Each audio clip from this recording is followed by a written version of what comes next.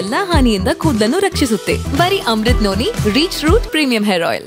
ಮದ್ವೆ ಅಂದ್ರೆ ಇಬ್ರಿಗೂ ಭಯ ಆಯ್ತು, ಯಾಕಂದ್ರೆ ಅದು it's not a easy thing ಅಲ್ವಾ. It's a commitment.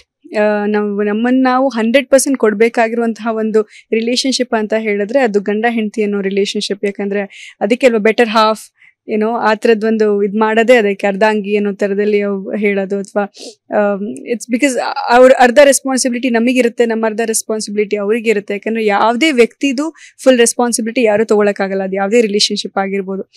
ಬಟ್ ಎಷ್ಟೋ ವಿಚಾರಗಳು ರೆಸ್ಪಾನ್ಸಿಬಿಲಿಟಿ ಅಂತ ಬಂದಾಗ ಎಲ್ರೂ ಭಯ ಪಡ್ತೀವಿ. ಯಾಕಂದ್ರೆ ನಾವು 100% ಕಮಿಟ್ಮೆಂಟ್ ಕೊಡೋಕೆ ರೆಡಿ ಇದ್ರೆ ಮಾತ್ರ ಯಾವುದೇ ರಿಲೇಶನ್ಶಿಪ್ಗೂ ನಾವು ಎಂಟರ್ ಆಗಬೇಕು. ಇಲ್ಲ ಅಂತ ಹೇಳಿದ್ರೆ ಯಾರ ಲೈಫು ಹಾಳು ಮಾಡಬಾರ್ದು ಅಂತ ಸಿಮಿಲರ್ ಮೈಂಡ್ಸೆಟ್ ಇಬ್ರಿಗೂ ಇತ್ತು. ಅಂಥದ್ರಲ್ಲಿ ನಮ್ಮ ಅತ್ತೆ ಬಗ್ಗೆ ಕೇಳೋದಾದ್ರೆ, ನೀವು ನೋಡಿದ್ರಿ ಅವ್ರು ಹೇಗೆ ಮಾತಾಡ್ತಾರೆ ಅಂತ. ನಾನು ಜಾಸ್ತಿ ಮಾತು, ಅವರು ಜಾಸ್ತಿ ಮಾತು. ಸೊ ಫೋನಲ್ಲಿ ಅರುಣ್ ಅಂತೂ ಮಾತಾಡಲ್ಲ, ಅಂಕಲ್ ಅಂತೂ ಮಾತೇ ಆಡಲ್ಲ. ಸೊ ಅವರು ಮಾತಾಡಿದ್ರು ಆ ಮಾತಿಗೆ ತೂಕ ಇರುತ್ತೆ ಅವರಿಬ್ರದ್ದು. ನಾವಿಬ್ರು ಮಾತ್ರ ಎಲ್ಲಾ ತರದ್ದು ಉಡಾಫೆ ಮಾತುಗಳು ಆಡ್ತೀವಿ. ಎಲ್ಲಾದ್ರೂ ಜೋಕ್ ಮಾಡ್ಕೊಂಡು ಇನ್ನೊಂದು ಮತ್ತೊಂದು ಅನ್ನೆಸೆಸರಿ 2 hours ಕಾಲಹರಣೆ ಮಾಡೋ ಎಲ್ಲಾ ತರದ್ ಮಾತುಗಳು ಆಡ್ತೀವಿ. ಸೊ ಇಬ್ರಿಗೂ ಮಾತಿಷ್ಟ. ಹಾಗಂದ್ರೆ ಎಲ್ಲರ ಹತ್ರನೂ ಮಾತಾಡೋದಂತಲ್ಲ. ಸೊ ನಮ್ ವೈಬ್ ಸೆಟ್ ಆಗಿದೆ. So we love talking to each other. Arun ಅವ್ರಿಗೆ ಟೆನ್ಷನ್ ಇಲ್ಲ. ಟೆನ್ಷನ್ ಮೊನ್ನೆ ಲಾಸ್ಟ್ ಟೈಮ್ ಏನೋ ಹೇಳ್ತಾ ಇದ್ರು ಅವರು, ಅಯ್ಯೋ ನನಗೆ ಇದು ಎಲ್ಲರೂ ಹೇಳ್ತಾರೆ ಅತ್ತೆ ಸೊಸೆ ಅಂದ್ರೆ ಹಿಂಗೆ ಹಂಗೆ ಅನ್ನೋ ತರದಲ್ಲಿ.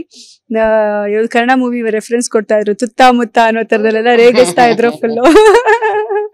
ನನ್ನ ಜೀವನದಲ್ಲಿ ನಾನು ಮಾತ್ರವಲ್ಲ, ನನ್ನ ಕೂದಲು ಕೂಡ ಆಗಿರ್ಬೇಕು strong and stylish.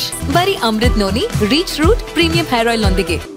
Reach root premium hair oil. ಹೇಗ್ ಸರ್ ಅದೇ ತರ ಇತ್ತ ನಿಮ್ಗೆ ಕಾನ್ಸೆಪ್ಟ್? ಏನಾದ್ರು ಸಿನಿಮಾಗಳನ್ನ ನೋಡಿ ಇದೇ ರೀತಿ ಇರ್ತಾರೇನೋ ಅತ್ತೆ ಸೊಸೆ ನನಗೆ ಹೆಂಗ್ ಮದ್ವೆ ಆದ್ಮೇಲೆ ಅನ್ನೋ ತರ? ಹೌದು, ನಂಗೆ ಆ ತರ ಇತ್ತು. ಅಂದ್ರೆ ಏನೋ ಜಗಳ ಮಾಡ್ಕೋತಾರ ಏನಿರತ್ತೆ ಅಂತೆಲ್ಲ. ಆದ್ರೆ ಆತರ ಏನು ಕಂಡು ಬಂದಿಲ್ಲ. ಬಟ್ ಇವ್ರು ಹೇಳ್ದಂಗೆ ಇನ್ನೊಂದು ವರ್ಷ ನೋಡಿ